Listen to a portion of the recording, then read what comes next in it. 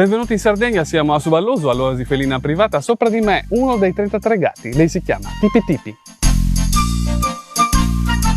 Pensate, i gatti sono qua da circa un secolo, ovviamente non questi, ma ancora oggi ci sono dei discendenti dei gatti che erano presenti tanti decenni fa. Sono tre, si chiamano Chicco, Ciuffo, il gatto bianco, e Nerina. I pescatori portarono qua i primi gatti nel villaggio originario di Capanne. Da allora i gatti sono arrivati sino a noi.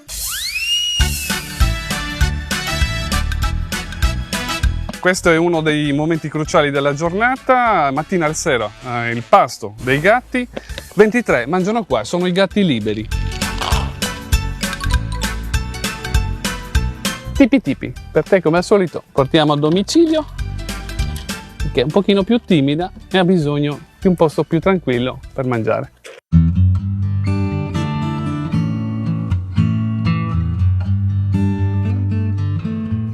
Lui è Mario, è uno degli ultimi abbandoni. Pensate che va d'accordo solo col cane.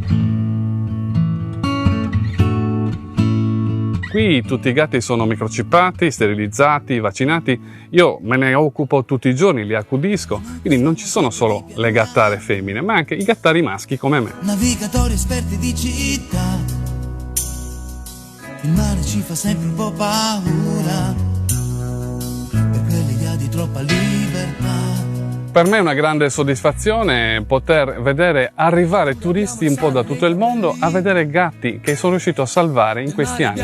Questo nonostante già di per sé la nostra spiaggia, il nostro territorio sia un'attrazione. Noi siamo riusciti a portare i gatti di Suballoso all'interno delle attrazioni della provincia a classificarle ai primissimi posti. Gente di mare che se ne va dove gli pare. La mia vita è contrassegnata dal rapporto con i gatti. Io li ho sempre amati fin da bambino e ancora oggi la giornata è segnata dal mio rapporto con i gatti. Da quando mi sveglio, dalla mattina, dall'alba, da quando fanno colazione, a quando li controllo se stanno bene uno per uno. È un rapporto diretto che ho, sono 33 ma sono stati anche 66 i gatti e quindi io di loro conosco tutto, a parte il nome e la territorialità, e questo per me fanno parte oggi della mia famiglia.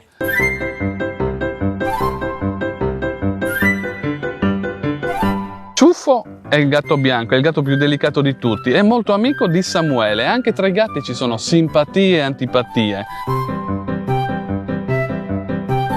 Questo è Brambi e ovviamente non poteva non salutare la sua omonima. Ciao Brambi, ciao!